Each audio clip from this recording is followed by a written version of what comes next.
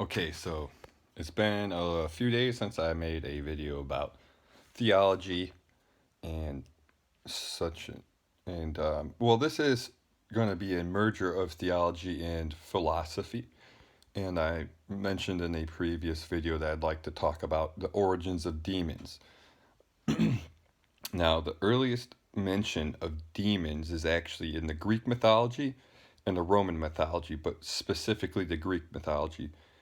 And the Greeks had a belief that the men of the golden age, the beings before them, before humans took place, a lot of civilizations across the globe have a belief or a understanding that before them there was a different type of human being, the golden age of human beings, where we were super powerful, super strong, pretty. I think not invincible. We could die, or not we, but they could die. You could physically wound them and kill them, but their lifespans were immortal.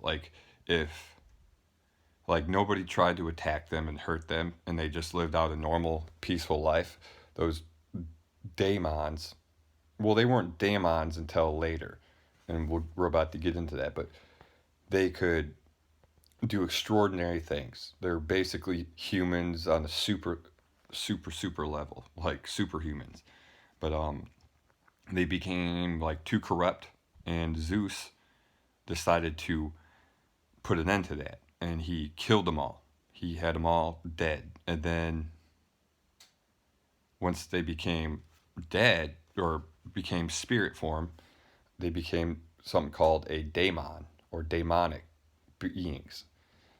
Demonic or daemon could be easily like not translated but transliterated in English. Transliteration is writing another language but in your letter alphabet so you can pronounce it. So like if we try to pronounce or write Greek, most people don't know how to read and pronounce Greek, so we'll write the phonetic um, verbalizations of those syllables and how it is pronounced in a English or a whatever language you're reading context, so you could understand or pronounce those words. So even Socrates, like if you write out Socrates in the English alphabet, that is transliteration of Socrates' name from Greek to English. So let's get that. So the transliteration on how to spell that is either Daemon or Daimon. It's pronounced Daemon. Now we're gonna go and talk about Socrates. Now Socrates, um, his trial was talked about in one of Plato's writings, I believe. It was Apology. Yeah, Apology. Um, but he goes to trial for being atheist and corrupting the youth. Anyways, to backtrack, Zeus killed all these golden age men, and they became daemons. And there's a Agatho daemon, which is good, and the Agath or Agatho means like loving, beneficent, benevolent, stuff like that. Then you have like Kako daemon, I think Kako daemon, and that is bad and malevolent.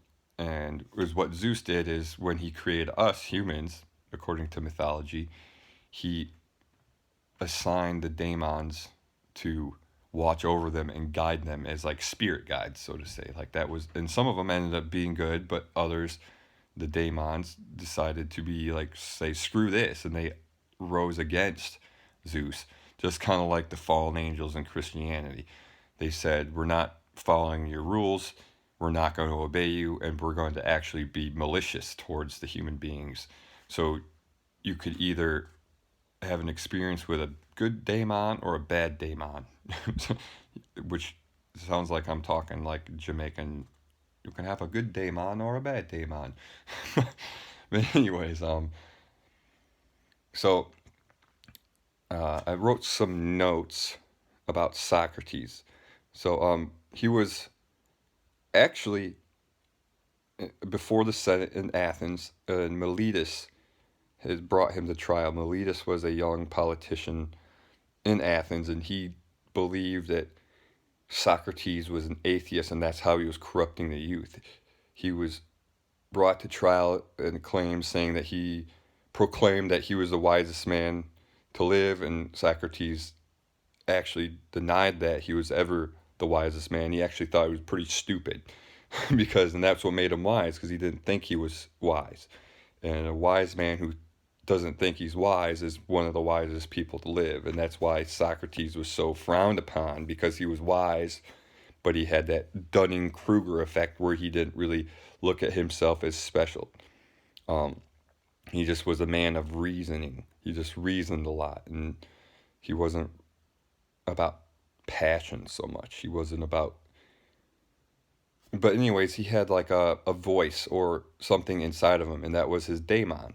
His daemon would tell him what to do in certain situations, kind of like. Actually, let me just go find this book real quick, just so I can read exactly this section. I'm sorry I set you guys down a lot to grab books, but I need to find a page. So, apology.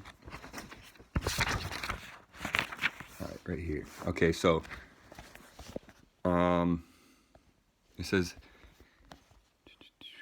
Okay, I have it highlighted. The excerpt or the quote from it. It says, "A divine and daemonic thing comes to me, the very thing Miletus made mocking allusions to in the indictment he wrote. It's something that begun happening to me in childhood. A sort of voice comes, which, whenever it does come, always holds me back from what I'm about to do, but never urges me forward."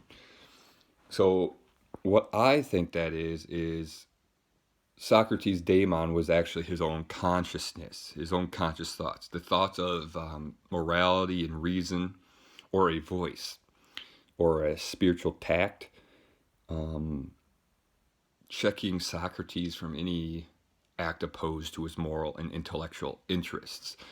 So that is just basically a human being not understanding his own thoughts, like of understanding like this might be a good idea or this might be a bad idea.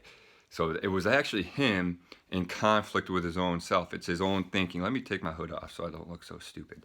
But it was kind of like his own reasoning inside his head, like his consciousness coming to terms with himself. Kind of, like I said, checking his moral and intellectual interests. So and as you can kind of see, like as I told, like it's all in your head, these demons, and so it's, and when you talk about like the old cartoons, like the Looney Tunes and stuff like that, when they're depicted with like the little demon version of themselves on this shoulder and like the angel version of themselves on this shoulder, that's where that actually comes from, the agathos daemons and the kakos daemons. Now, the Romans and the Greeks, as we have mentioned, and as people already know from before I started making these videos, a lot of people know already that the Romans and the Greek religions are pretty much synonymous with one another. The Romans adopted the religions of the Greeks and then basically just changed the names of the gods. And then from that they got demons, Demens, or demens, Mend. So they had their own versions. It's the same concept as the Greeks. They had the good and they had the bad. They had the golden age people that were wiped out by Zeus, and some of them the fallen or the bad demons or the fallen angels, as people would call them in modern Christianity. Actually stems from that. And then it makes a lot of sense that Christianity is very, especially Catholicism is very um, very big on demons, but demons weren't ever really mentioned in the Jewish or Judaic um, belief system. They weren't really a thing. They had fallen angels, but they didn't really label them as a demon. They didn't call them demons. They weren't called demons until Catholicism came around. And then you can see Daemon, Demends, Demons, or, like how the phonetic similarities evolved into from Greek to Roman to Latin, and then obviously with Rome and the Vatican being in Rome, like right pretty much in the center of Rome, you can see how that the demons had their influence from the Greeks and the Romans. They have the same type of story, like the main god or Yahweh or Jehovah, whoever you want to call him, had his little companions, his angels, and then some of them became demons because they rose against. But the origins of those are a little bit different. Where like in the Abrahamic religions, those demons were always like made of pure light or pure energy, and they never had a physical body, so to say. Whereas in Greek and Roman mythology, they had a physical body like us. They were stronger in stature, they had more abilities, and they were basically too powerful. They were living, breathing human creations. They were humans. They were a type of human, but God, Zeus, created us a watered down version because we became too powerful. But that's exactly why, going back to Socrates, why he was being persecuted for being an atheist, because his god was a daemon, but it was actually just himself. He ended up worshiping himself, even though the other Greeks, like the Miletus and the the Senate of Athens, Athens was its own country. You have all those cities that you hear, like Troy, Athens, the ones that starts with an M. I can't remember the name. Minoa. So the Minoans, they're all different countries. The Spartans, they were all different countries that had the same belief systems of like Greek. Ancient Greece was broken up into many different nations, different civilizations. So when you hear like the Battle of Troy, those are actually not now they're cities within Greece that are united under one country in modern era. But back in the ancient times, they were separate countries. They were separate rules. They had separate kings. And a lot of people kind of get that confused with like, why are the Greeks like battling with each other if they're the same country? No, they had the same democratic systems. They had the same Senate systems. So a lot of their stuff, they would a lot of them were allies, and then over time they slowly kind of merged into one civilizations known as the Greeks. But if you want to get more into the Christian or Catholic version of demonology, I think you should always try to start as modern as possible, then revert back. So if you want to like understand about demonic influences or demonic beliefs, there is a Catholic handbook on demonology that they give priests for exorcisms. And you can actually buy one if you want, and it tells how each demon acts, what his traits are or her traits.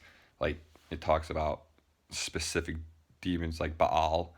Baal was actually a god in Sumerian and Babylonian and Moabites and Elamites, all Hittites, Phoenicians, Canaanites, all had that belief that Baal was like the Lord.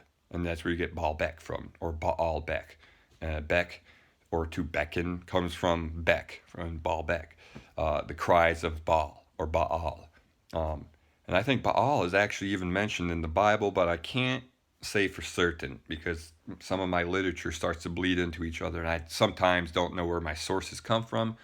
So if someone's more well versed in the exact literature of the Bible, I don't know if I just assumed with the research of the demonic or the book of demonology from the Catholic Church. I don't know if I'm mixing that up, but there's also books within the Catholic belief system that we don't have, and like Protestants, and certain Protestants have like books in their Bibles that other Protestants don't have. Like the Ethiopic Bible has all the books that are part of the Apocrypha that have been taken out, to include the first Maccabees and second Maccabees and stuff like that, which is in the Catholic version of the Bible. The Catholic version of the Bible differs with a few other different books as well, besides first Maccabees and second Maccabees. But every book that was written on the Abrahamic level, Judaic and modern Christianity, the Ethiopians have the whole collection. So if you want to get a whole collection of all the biblical works and of early Christianity and Judaism, get the Ethiopic Bible. It'll have all the 19 apocrypha that has been taken out of most Christian texts. But I would say you start with the most modern. So you get the Bibles, and you get the Torahs, or the Torah is actually the Pentateuch, but you get the whole Jewish Bible, if that's how you want me to simplify it. And even the Quran, you can probably study a little bit in the Quran. The Quran doesn't really talk too much about demons, but they do have a book that they took out, and then I believe the Kurds, I also might be wrong on that, my memory might serve me wrong on who believes it, but there's a book called Al-Jilwa. Al-Jilwa is the Black Book of Satan. And the people who believe in that book actually believe that Satan is God. They believe that God is Satan, and that Satan is the ultimate deceiver. So he's showing he started Judaism, he started Christianity, and he started Islam.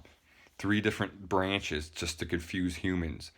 And he's saying, and God, Allah, Yahweh, Jehovah, whoever or whatever you want to label that deity or that entity as, is actually Satan. And he's playing a trick on us. And all the literature is fake. And the only book you need to understand is the Black Book of Satan, Al-Jilwa, the real God, the real creator. Now that's a little far out there. It's kind of a creepy book. A creepy book to flip through and read. But nonetheless, it's a very interesting read. But if you want to start understanding how demons evolved into our modern religions, I'd start even get into like Plato and Socrates and Aristotle, and because they talk extensively about daemons, and get into the Greek beliefs, the old Mesopotamian, Fertile Crescent, ancient Middle East area. Start researching into those religions, and it kind of makes sense. But I kind of like how Socrates or Plato represented that, or portrayed what a demon was. And I think that's very profound, is what I'm really getting at, is like your demons are you. And the only demon you have to overcome is yourself. So that kind of gives a very hard hit to home, like here you are so wrapped up in myths, you're not even looking at who the real demon is or the real devil is, and that's your own thoughts, your own contradictory thoughts about hurting yourself or hurting other people or doing acts of insane despicableness, just insanity. So it's just, I want you to think about demons in a different light, that the demon is you. It's your own conscious thoughts, and you're battling yourself. You're battling your demons, so to say. You're literally battling your thoughts in your head. And I think people just come and kind of like, they don't understand a lot. And humans are very smart, but we're very misunderstanding on a lot of things. We tend to take things too literal, or at least the majority of us as humans tend to take things too literal. And with the free thinkers, tend to like use metaphors and analogies and stuff like that. So I think when you're dealing with your battles and your personal demons, so to say, my hands are dirty again. You can see I work in the garden a lot. But so yeah, just think about that. Chew on that fat for a little bit. And then maybe you'll come to an inner awakening within yourself, because that's like when I started reading Plato and analyzing daemons, and demons, and the progression through the religions and civilizations up from thousands of BCs ago to, I mean, hundreds of BCs ago to like modern day, it gives you a very heartwarming sensation knowing that you can overcome anything, because it's not something so metaphysical and so distant, and you're trying to fight something outside of your body when it's actually inside of you the whole time. And I don't know, that's helped me a lot with my recovery and drug addiction and alcoholism, and maybe it can help in other areas of your lives as well. Um, until later, uh, I will say goodbye, and I love you guys and hope to make more videos for you. This one seems like it was a little lackluster, so I apologize if this one's boring. I don't think I really touched into what I wanted to on the impact I wanted to give. All right, again, goodbye. Love you guys.